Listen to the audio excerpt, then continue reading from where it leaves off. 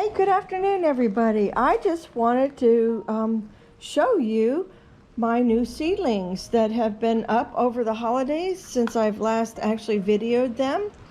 We'll go through real quick. These are May Queen lettuce seeds. You did see them just as they were germinating. They're now getting their true leaves on, and they look fabulous. This cell, I may have just not even gotten something in the cell. So we're going to do some thinning out and spreading out, and that'll be today. I'll show you how to do that. And then I have the red acre cabbage, and these got definitely multiples per cell, seed cell. So I've got to do something with that before they start putting on their true leaves. It's best and easiest to do it the younger they are. Then over here I have my, I believe this is going to be my snowball cauliflower. That was the white one with the white tag. For some reason my marker wasn't working. And they look good. They're just putting on their true leaf. And as you can see, I have quite a few cells open. So my other job today is to take these and thin these and put them into the empty cells. So I'm going to take you along with me to show you a little shortcut on that. None of my Brunswick cabbage came up. That means my seed got old and heated, and for some reason I ruined it.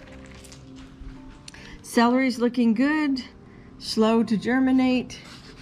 And then I wanted to show you this very quickly. So I only seeded out one tray's worth of Godzilla broccoli, and I had duplicates in there right away. I noticed that. So what I did is what I'm going to show you. I did this here already about a week and a half ago. I took and put them right into these trays while they were little babies, and look, they took so well. Instead of cutting your seedlings, you don't have to.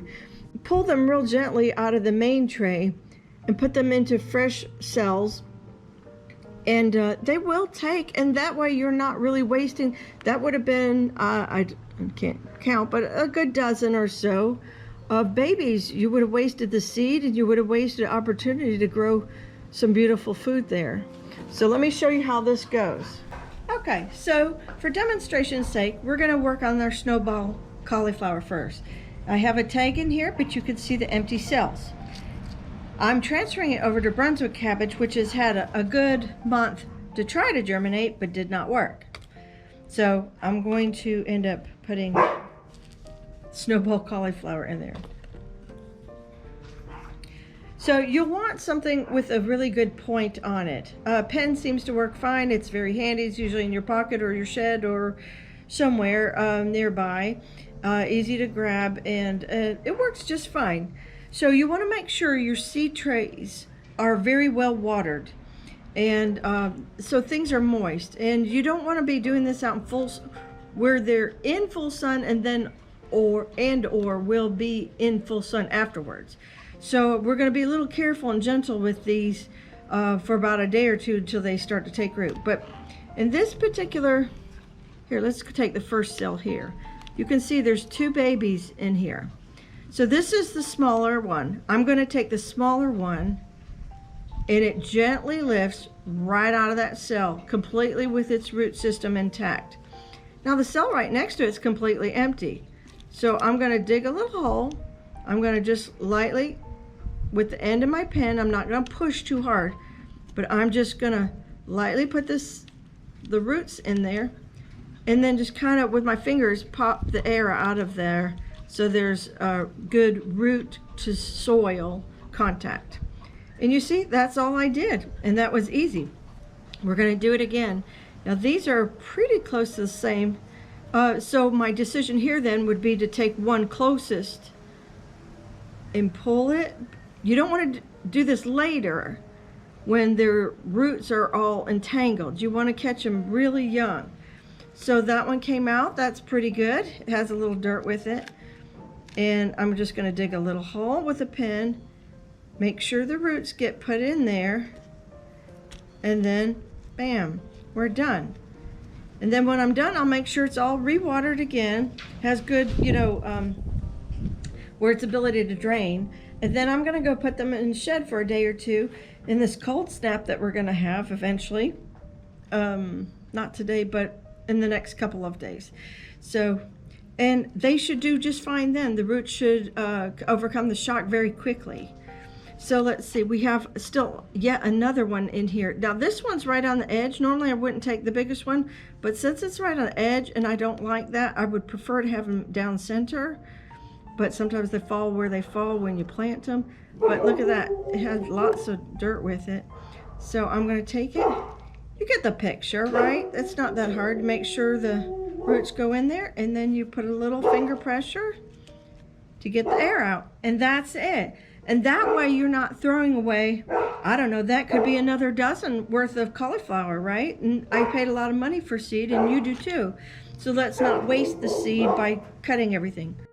Look at this. This is like a less than 2-week-old seedling, and it only has its cotyledons and first true leaves. And look at the root system already on it. This is why you want to do this real early before they entangle with one another. And this is also really important. I just saw research done this morning. I was reading it this morning. A guy who researched on cell trays. You want to get some really good growth on that root system before you transplant it. And the better the root system is, the healthier your plant's going to be when you take it out there to the garden. Now, this one, I'm just going to pull all together.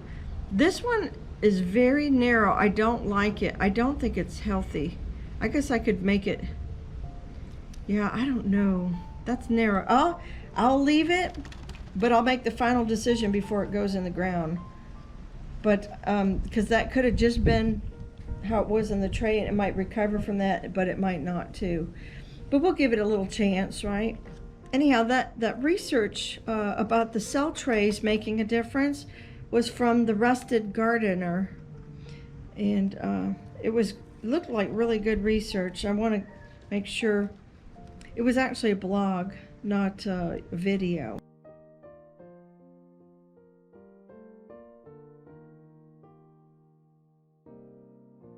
Here we go, snowball cauliflower. That all did really good. Over here I have purple sprouting broccoli transplanted out on most of the back. And in the front I have May Queen lettuce in these cells. Now to keep on going. These guys are doing fabulous. You see that? They're already a couple inches. They may go to the garden here in about a week. I'm gonna let them get through this warm snap and then probably transplant when the cold hits. There was a couple that sprouted up extra little babies, so I transferred them. They'll be staying in the cells a little bit longer, the trays. So, okay, thank you for watching. Take care, God bless, and I'll see you in the next one. Be sure to give me a thumbs up, click that subscribe button, and ring that notification bell. Bye.